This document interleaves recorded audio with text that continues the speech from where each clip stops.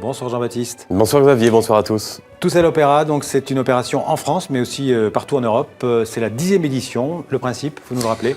C'est assez simple, c'est de remettre le doigt ou de découvrir l'opéra, ce genre un peu complet, comme on dit, qui mêle la musique et le théâtre. Alors c'est 25 maisons d'opéra en France qui participent et aussi partout en Europe. Ça va de la Belgique, Liège, Bruxelles, jusqu'en Hongrie, jusqu'à Budapest.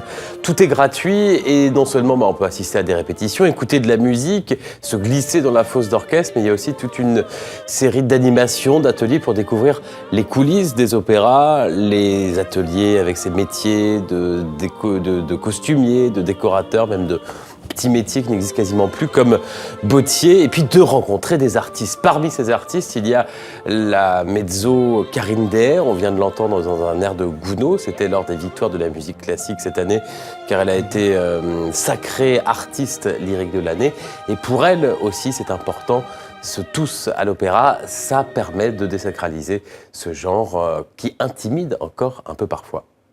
Certaines fois, les gens n'ont pas toujours la curiosité de pousser la porte d'un théâtre ou d'un opéra. Et je trouve que la démarche est géniale. Et en plus, ils peuvent venir en coulisses, assister à des répétitions. Moi, j'ai déjà participé à cet événement en tant qu'artiste en répétition. Et après, on a même une rencontre aussi avec le public. Et souvent, ça peut faire un déclenchement aussi pour les gens, cette curiosité après de venir nous voir en spectacle.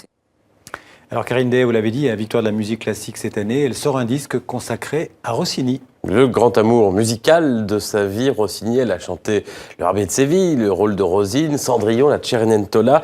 Et donc ce disque, alors Karine Deher, c'est vraiment la grande chanteuse française avec Patricia Petitbon, avec Nathalie Dessay, peut-être un peu plus discrète parce que c'est une mezzo, c'est pas une soprane, une voix légèrement plus grave, mais dans Rossini, elle a un tempérament tout à fait pétillant, c'est de la musique un peu champagne, extrait et rencontre avec donc la chanteuse lyrique française de l'année.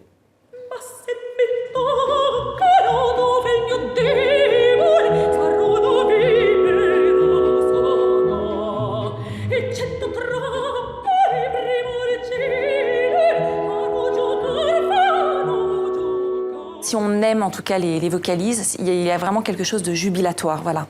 On doit s'amuser avec ça et justement montrer aussi au public qu'on est vraiment dans l'interprétation, dans le rôle, dans la musique et pas dans la technique. Il faut vraiment que la technique soit au service de l'interprète et pas montrer le côté sportif.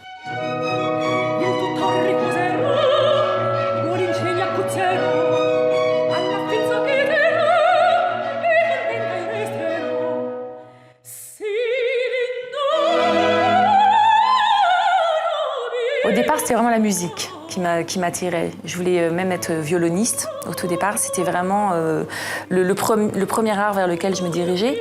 Et ensuite, quand j'ai découvert l'opéra, j'avais à peu près 12 ans.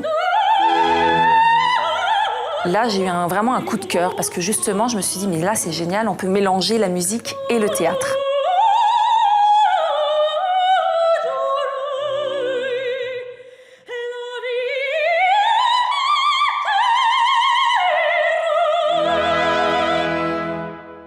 C'est vrai qu'on adore voyager, on adore découvrir d'autres lieux. Moi, j'adore aller au Met, par exemple, à New York. À chaque fois que j'y retourne, c'est un grand plaisir. Et je me dis que je suis vraiment chanceuse dans ce cas. Mais c'est vrai que on aime bien revenir dans des théâtres, même en province. Moi, c'est ce que je disais. On a fait nos débuts quand même, dans ces théâtres-là. Et on aime y revenir, on aime retrouver le public, retrouver les théâtres aussi qui nous ont soutenus au début de notre carrière.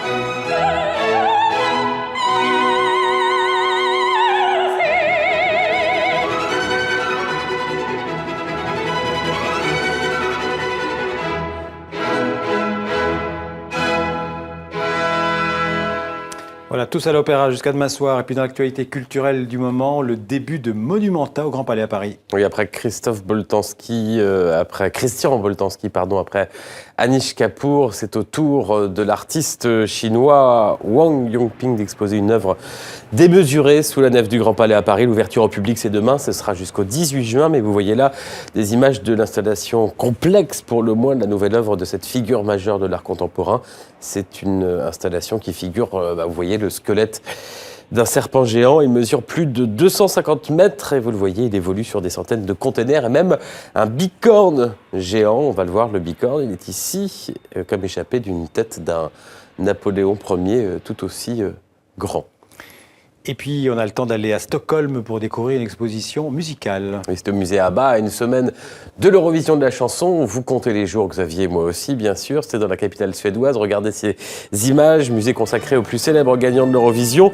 Le groupe ABBA propose une grande rétrospective consacrée à cet événement télévisuel annuel. Vous pouvez y revoir par exemple la robe de Céline Dion Eurovision 1988. La Québécoise représentait la Suisse, et oui. Et puis voici aussi ici le costume de la grégnante drag queen autrichienne Conchita Wurst, où vous pouvez également réécouter France Gall, candidate de 1965, pour cette fois le Luxembourg, entre pays francophones, figurez-vous. On s'en doit être aussi pour l'Eurovision de la chanson. Mais les grandes stars de l'expo suédoise, ça reste eux, le groupe ABBA 1974, avec cette chanson qui porte le nom d'une commune belge, Waterloo. Merci Jean-Baptiste, à demain. À demain.